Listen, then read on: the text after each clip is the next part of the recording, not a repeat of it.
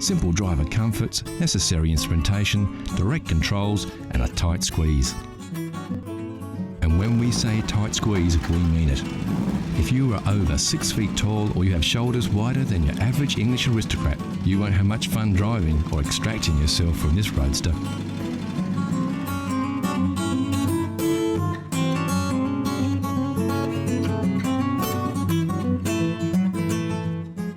Like many sports cars of the era, a long graceful front end gives the impression there is a whole lot of motor under the hood. The driving position is set back, literally behind the motor, with the trunk or boot rolling back down to the rear.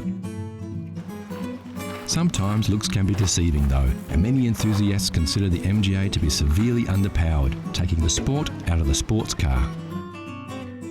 The engine in the original model was a 1500cc pushrod power plant, which produced about 68 horsepower. The same engine used in the Austins, Morrises and Wolseleys of the era. This actual car is one of the few 1600cc models manufactured, which boasts 93 horsepower, much more respectable for a roadster. Apart from the very rare twin cam power plant, there were only ever just over 2,000 built. This is as grunty as an MGA gets.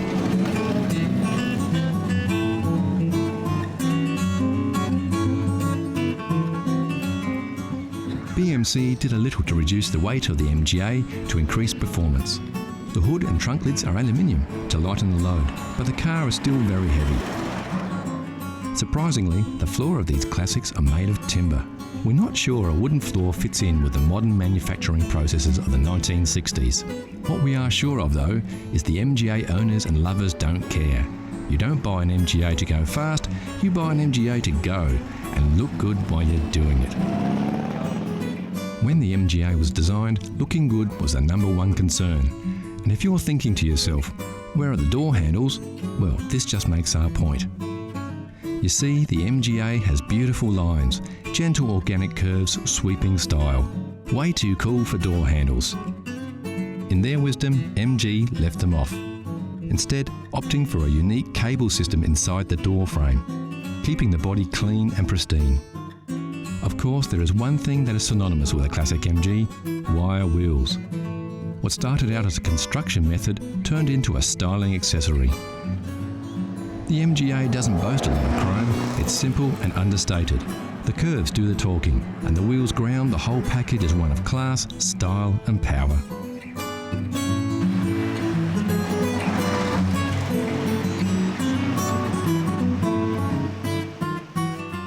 The real appeal of a classic MGA is the romance. The romance of rolling through the countryside, wind in your hair, wire wheels rotating under you, turning heads with your very stylish and fun machine. It's the same for all classic car lovers. For devotees of the MGA, it doesn't get better than this, and we're inclined to agree. So you've just hit 40, you're feeling cashed up, your hairline is fast travelling to the northern hemisphere of your head. So you've decided to take the plunge and get yourself that little sporty classic car you've always dreamed of, and get some wind in your hair before it all disappears and you find yourself shopping for a glue-on toupee.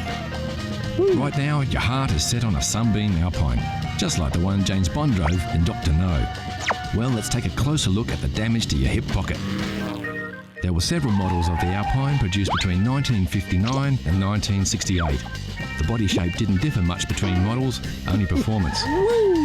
We've been looking around, and as far as classic cars go, the Alpine could be considered an entry-level classic. Of course, the prices vary, but generally at any one time there are a few on the market to choose from. This 1963 restored Series 2 unit in the UK was on the market for the princely sum of $9,000 US, or £5,500. It's restored and looks pretty good. It does lack a little grunt, being the early model. For about $7,000 or around £4,000, you can slide into this restored 65 Series 3 Alpine. We found this 1967 Series 5 model for an ambitious $15,000 or around £9,000. The engine was replaced with a 2300cc Mitsubishi power plant. Pricey, not stock, but it may have enough juice to get you and your new hairpiece to where you want to go. There are usually stacks of Alpines on the market, so if the Sunbeam Alpine is your classic passion, get hunting. They won't be hard to find. Here's a challenge for all you classic car fans. Know Your Chrome gives you a peek at some close-ups of classic chrome.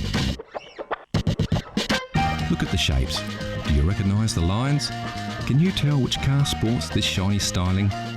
It's too early for clues, but we can tell you it's a car. It's a classic and it's very, very cool. Look closely and we'll give you more hints later in the show. Next on CC, the Classic Car Show, we meet a big black cat, some tips for classic car owners, and we take a pony ride.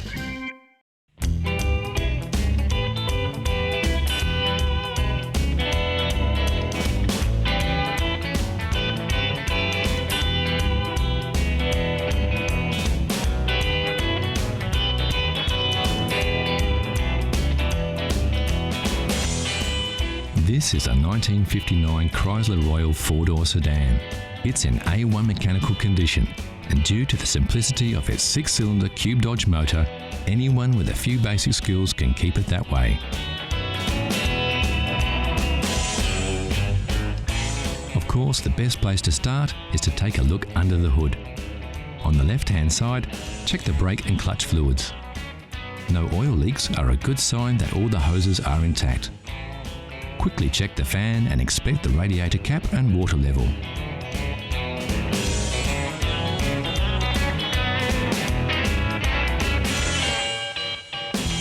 Now take a look from the other side.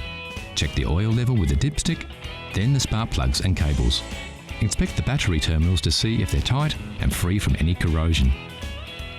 Ensure the top radiator hose is nice and tight and that the fan belt is taut and has no cracks in it. The leads and wires to the distributor cap and starter motor should also be tight. The distributor cap should be clean and high tension leads all in place. Okay, the engine looks good to go, so always fire her up just to make sure she sounds as good as she looks.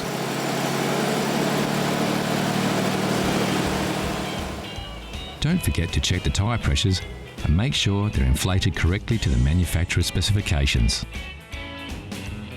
Also inspect the tread depth and check for uneven wear or foreign objects in the tyre tread.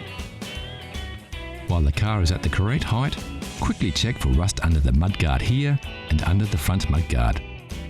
The seals can be a weak spot for rust, but as we can see, everything is fine on this rust-free vehicle.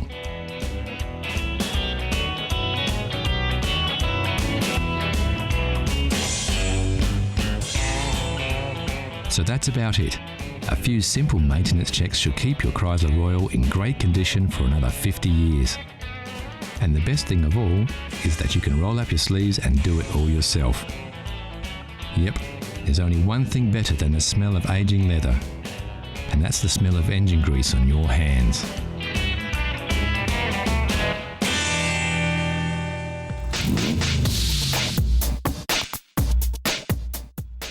Of all the cars rolling off factory floors, only a select few will avoid the scrap heap and attain that most coveted of reputations, securing its future as a classic.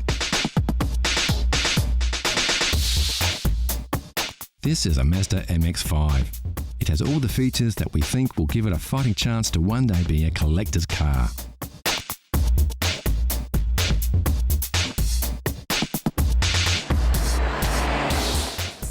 This classic of tomorrow gives you the feeling of the traditional open-top roadster with the modern comforts and technological improvements of today.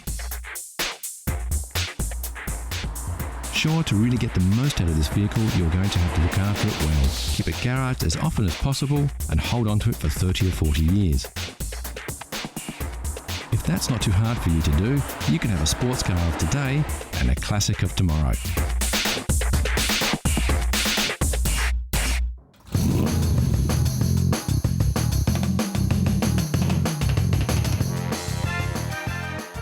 Jaguar has produced a series of elegantly styled and remarkably quick sports cars since the end of World War II, and incredibly, it's a lineage that still continues to this day. The XK series began in 1949 with the XK120, one of the most powerful cars of its day, and reached its peak with the production of the legendary XKE, commonly known as the E-Type Jag.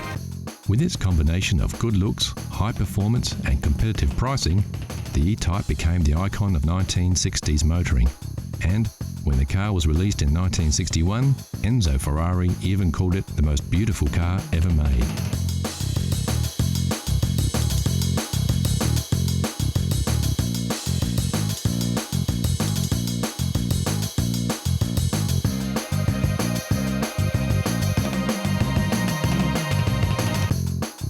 Take a closer look at the E-Type and you'll discover it's the heart and soul of another beast that makes this big car purr, and that's the XK150. Built between 1957 and 1961, just short of 10,000 XK150 Roadsters, fixed head and dropped head coupes were built and sold.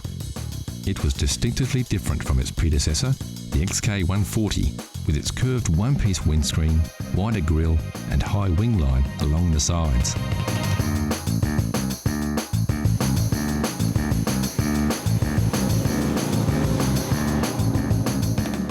Although in production for just 4 years, the 150 legacy lived on under the hood in thousands of E-Types that followed during the next decade. In fact, the Series 1 E-Type was powered by the very same 3.8 litre straight-six XK6 engine that drove the beefed-up XK150S. And boy, what an engine! It pumped out 265 brake horsepower, easily topped 135 miles per hour and could sprint from 0 to 60 in just 7 seconds.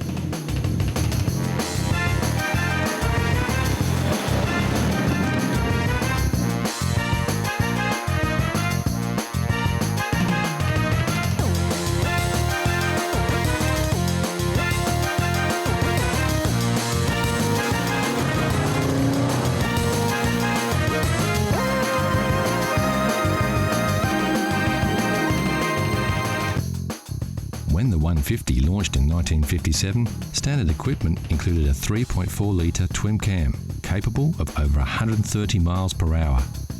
But in February of '59, Jaguar added a chrome S insignia, along with triple SU carburetors, a dual exhaust system, beefed up suspension and larger disc brakes. And the 150 didn't just pack a punch under the hood, it came with a beautiful interior that featured stylish leather throughout. Roll-up windows and door handles were also new features, which until then were not considered essential equipment on sports cars of the day. And the result was a combination of excellent performance and handling with a level of comfort and luxury rarely seen in sports cars of the period. The long flowing lines of the hood hinted at what was to come a decade later with the sleek new styling of the E-Type. But its front end, unlike its successor, maintained a traditional look with classic round headlights, the vertical chrome grille, and of course the famous Jaguar badge. The tail end of this Jaguar is arguably even more beautiful than that of an E-Type, with its exceptional chrome detailing. And then there's those familiar twin chrome exhausts that remind us of the raw power hidden beneath this graceful exterior, and of the XK heritage.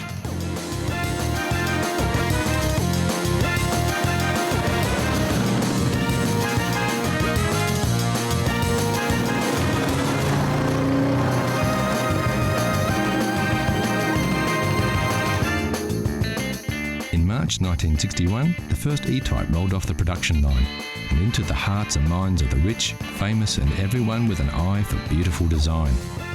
And its predecessors, including the 150, were quickly forgotten.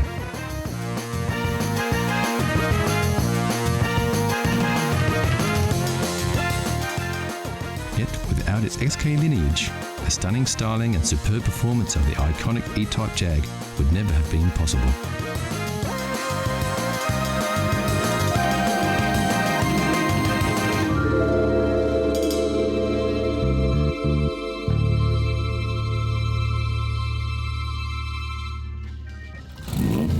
So how well did you go with your first peek? How well do you know your chrome? Here's a quick update. Did you guess it right away, or are you still pondering?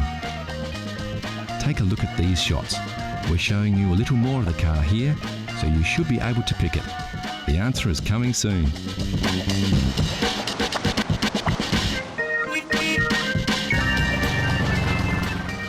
Also coming up, not one but two mules bust out of the stables and go for a run on the open road. So how well did you know your chrome? If you said it was an MGT, you would be right. The MGT was a launchpad for MG, establishing the British mark as a manufacturer of quality, stylish sports cars, with the MGA, like the model we saw earlier, following in its footsteps.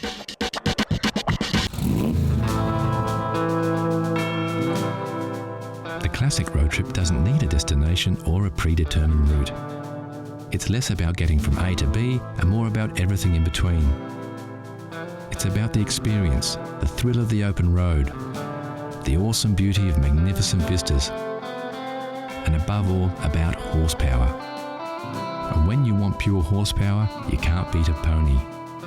Yep, for classic all-American muscle, your ride doesn't get any better than a Mustang. Unless, of course, you're lucky enough to have two. Meet Bo and Belle, a pair of first-generation convertible Mustangs. The first saw the light of day back in 1966. These two beauts look as good now as they did on the day they rolled off the production lines almost 50 years ago. Sporting the now famous GT badge, both these Fords are equipped with the original GT equipment package. And yes, just in case you were wondering, that's where you fill this baby up. When it comes to gas caps, they really don't make them like they used to.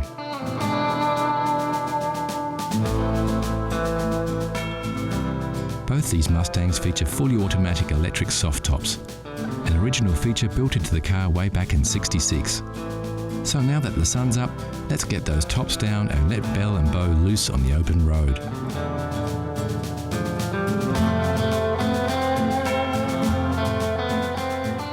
American muscle cars were built for roads like this. They like to go fast and straight. And if the road's clear, nothing gets the heart pumping more than opening up the gas and overtaking whatever's in your way.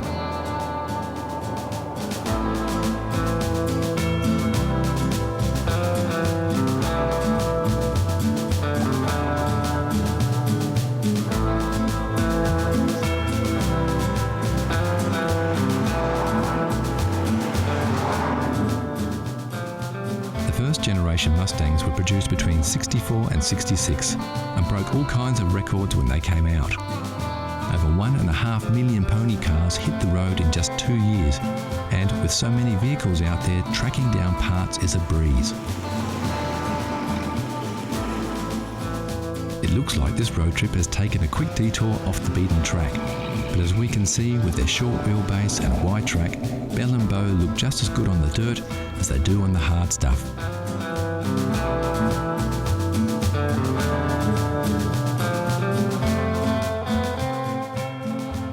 Back on the bitumen and time to work out which way to head next.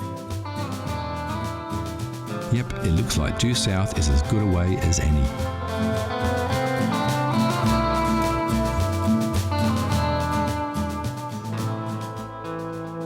These cars came fitted with many luxury features that are still considered optional extras on many modern cars. Power steering, disc brakes, and even air conditioning were all standard features on Mustangs of the period.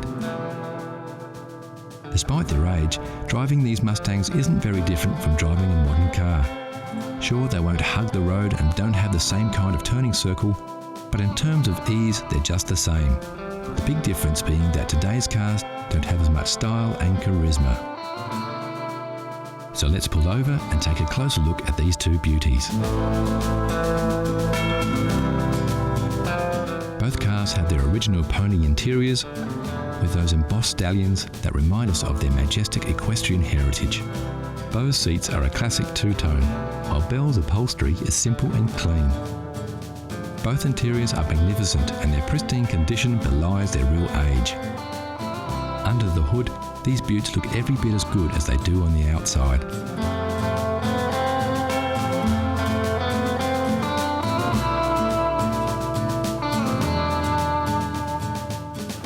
Getting back behind the wheel and hitting the back roads, we can see what makes these cars so special. With their soft tops down, winding their way through spectacular scenery, it's possible to forget that we now live in the 21st century.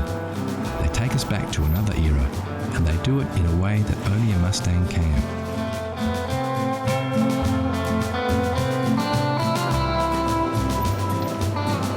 So that's it for this road trip on another road to nowhere. And what better way to bid farewell to Bo and Belle than to watch these two ponies ride off into the distance to who knows where.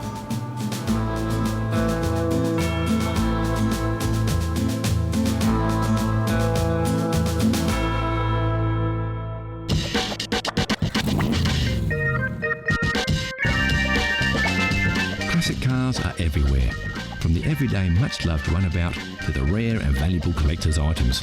One thing we all agree, there's nothing cooler than a classic. Like this Lamborghini Miura, once owned by international model Twiggy and still oozing 1960s style. Or this E-Type Jaguar, recently voted the world's most beautiful car.